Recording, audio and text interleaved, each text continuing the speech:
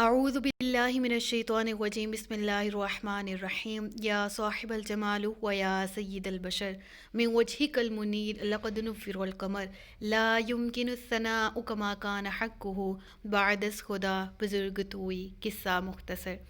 جزا اللہ عنا سیدنا و مولانا محمد صلی اللہ علیہ وآلہ وسلم ما هو اہلہ یا رب لک الحمد کما ینبغی لجلال وجهک وعظیم سلطانک رب اشرح لی صدری ویسر لی امری واحلل عقدۃ من لسانی یفقهوا قولی رب زدنی علما رب زدنی علما رب زدنی علما۔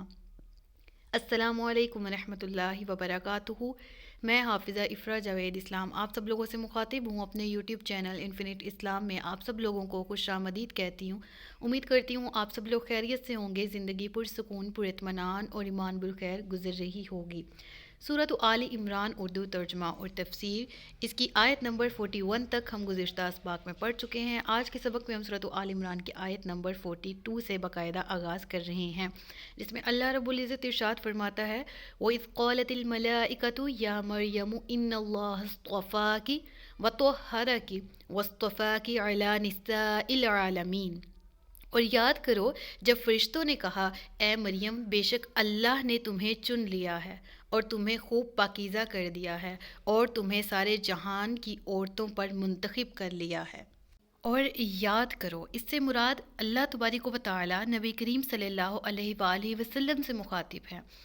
اور بظاہر کتاب تو رسول اللہ صلی اللہ علیہ وآلہ وسلم سے اور فرمایا جا رہا ہے کہ اے محبوب صلی اللہ علیہ وآلہ وسلم وہ وقت بھی یاد کرو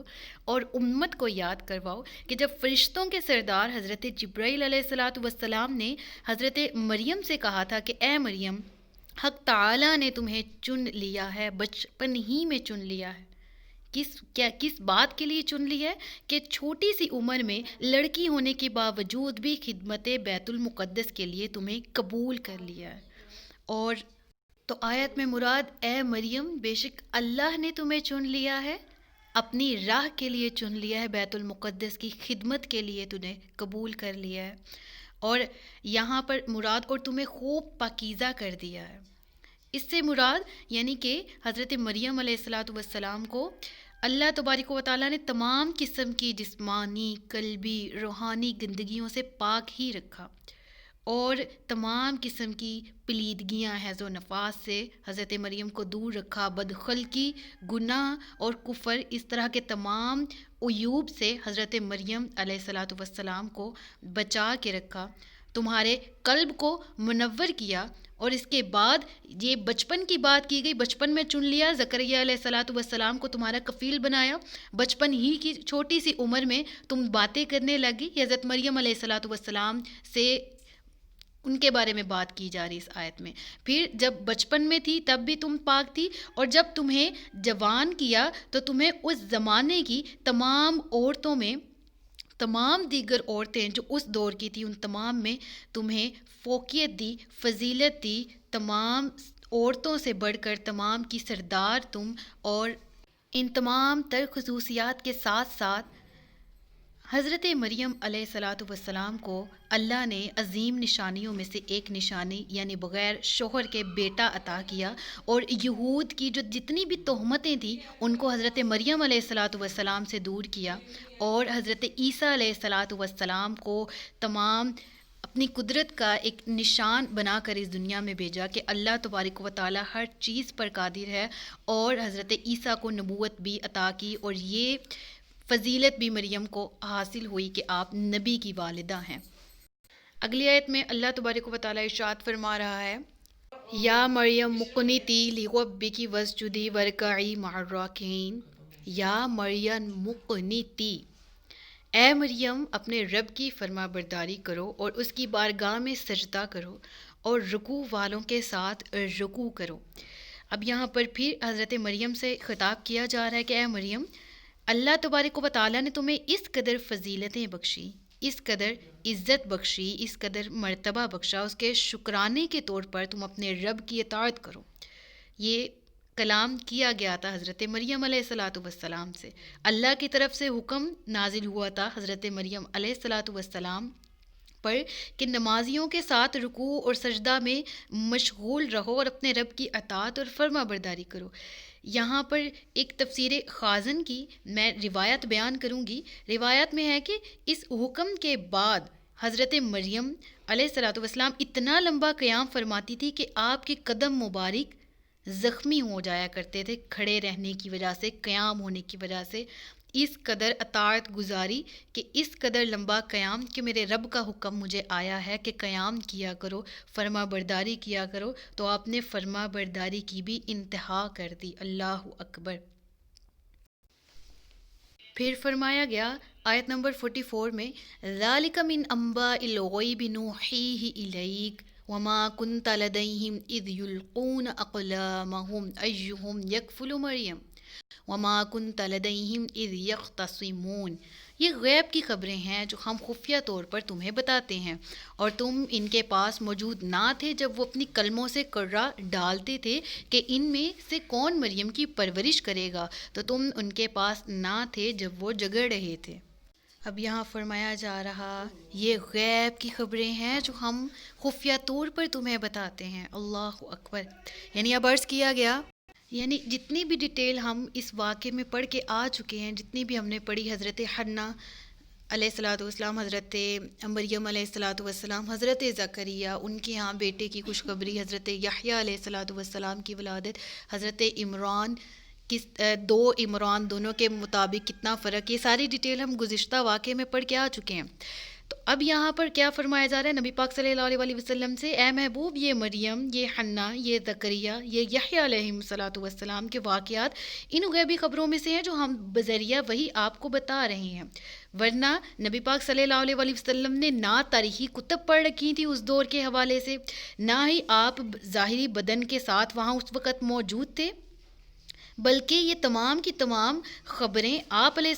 صلی اللہ علیہ وسلم پر غیب کے ذریعے یعنی وحی کے ذریعے آپ کو بتائی گئیں، آپ پر نازل کی گئیں۔ اللہ اکبر۔ نبی پاک صلی اللہ علیہ وسلم کا علم غیب یہاں سے ثابت ہو رہا ہے اس آیت سے کہ نبی پاک صلی اللہ علیہ وسلم کو علم غیب تھا، اللہ تبارک و تعالیٰ کی طرف سے جتنی پچھلی قوموں کا ذکر تھا، حضرت آدم علیہ الصلاۃ والسلام کی پیدائش کا سارا واقعہ، ان سے لے کے کائنات کے اب تک اور قیامت تک کا علم نبی پاک صلی اللہ علیہ وسلم کو ہے، یہ ثابت ہے قرآن کریم کی ایک ایک آیت۔ ہاں یہ کہ اگر دل کی آنکھوں سے پڑھا جائے، مطالعہ کیا جائے، اپنے تعصب کی اینک کو اتار کے ایک طرف رکھا جائے اور دیکھا جائے، نبی کی شان کو پرکھنے کا ایک اچھا اجلا سا طریقہ منتخب کیا جائے اور پھر نبی پاک صلی اللہ علیہ وسلم کی شان کا مطالعہ کیا جائے، تو معلوم ہو کہ آپ کی شان سبحان اللہ بہت ہی عرفہ و اعلیٰ ہے، جس طرح کہ اس آیت سے بھی ثابت ہے کہ یہ غیب کی خبریں ہیں جو ہم خفیہ طور پر تمہیں بتاتے ہیں،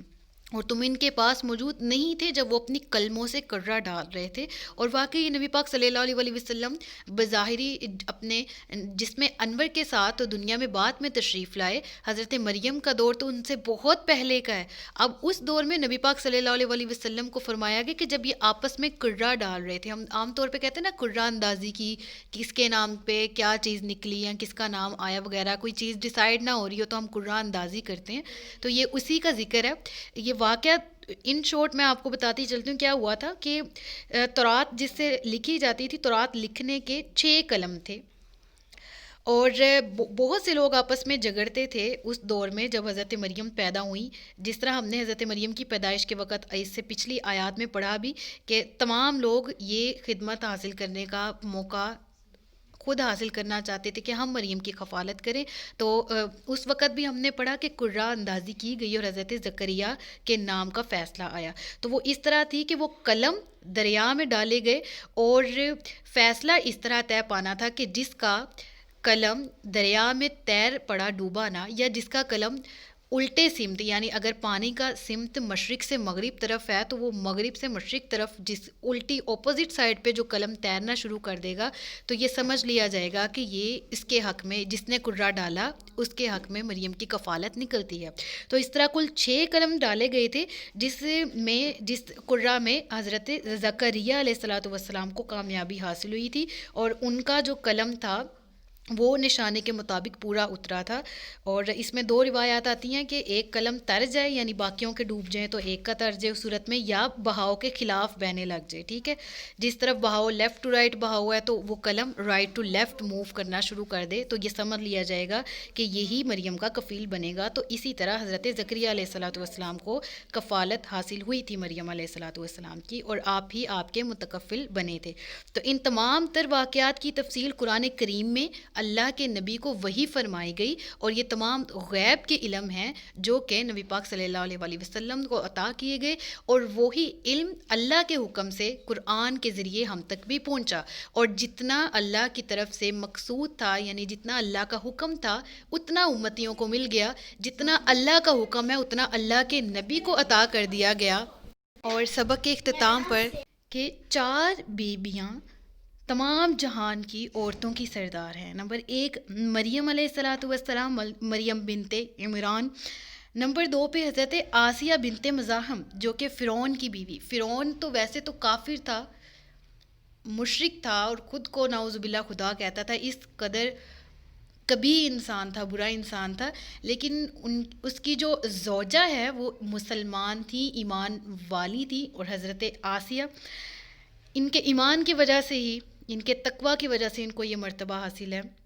نمبر 3 حضرت خدیجہ بنت خویلد، اور نمبر 4 حضرت فاطمہ بنت محمد صلی اللہ علیہ وآلہ وسلم۔ ان تمام عورتوں کو، ان تمام بیبیوں کو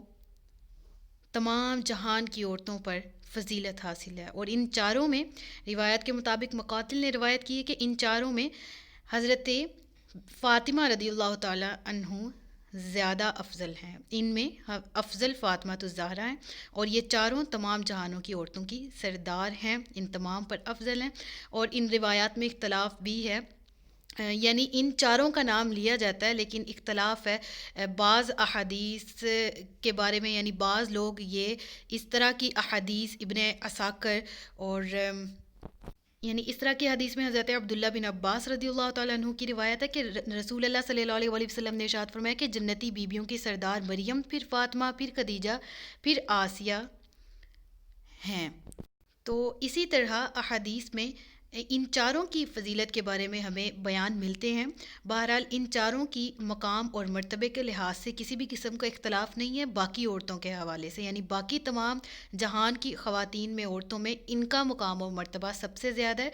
اور یہ تمام جہانوں میں سب سے زیادہ افضل ہیں۔ باقی کا انشاءاللہ ہم اگلے سبق میں ڈسکس کریں گے، اگلے سبق میں ہم انشاءاللہ پڑھیں گے ڈیٹیل۔ تب تک کے لیے آج کے سبق میں جو ہم نے سیکھا، حضرت مریم علیہ الصلوۃ والسلام کی شان کے بارے میں پڑھا، سیکھا، سمجھا، اللہ تعالی ہم سب کو بھی ان کے توفیل، ہمیں بھی نیکی، اگر ہم خواتین ہیں، خواتین لیکچر سن رہی ہیں تو نیکی پر، تقوی پر، ایمان کی حالت میں، پاکیزگی کی حالت میں زندگی اور موت عطا فرمائے، اور انہی کے صدقے سے تمام مردوں، تمام عورتوں کو خیر عطا ہو، پاکی عطا ہو، بھلائیاں عطا ہو، تقوی عطا ہو۔ صدق اللہ العلی العظیم و صدق رسولہ النبی الکریم و نحن علی ذلک من الشاہدین والشاکرین وما علینا الا البلاغ المبین۔ سچ فرمایا اللہ نے جو عظمت والا ہے۔ مجھے دعاؤں میں یاد رکھیے گا، اپنا خیال رکھیے گا، اپنے سے زیادہ دوسروں کا۔ تاجدار ختم نبوت زندہ باد، پاکستان ہمیشہ زندہ باد۔ السلام علیکم ورحمۃ اللہ وبرکاتہ۔